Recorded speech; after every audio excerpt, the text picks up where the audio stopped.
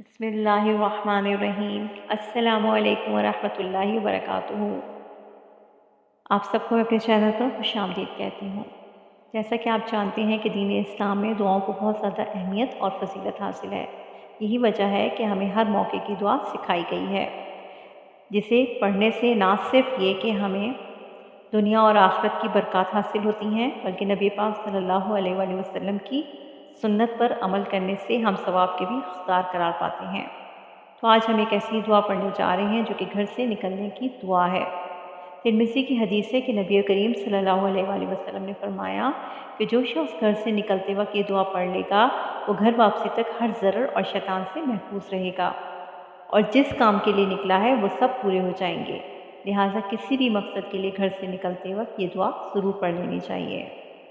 تو آئیے اسے شروع کرتے ہیں۔ بسم اللہ بسم اللہ توکلت علی اللہ لا حول ولا قوة إلا بالله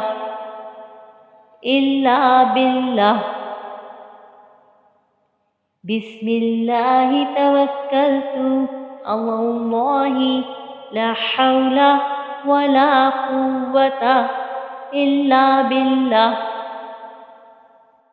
ترجمہ: میں اللہ کے نام کے ساتھ گھر سے نکلتا ہوں اور اللہ ہی پر میں نے بھروسہ کیا۔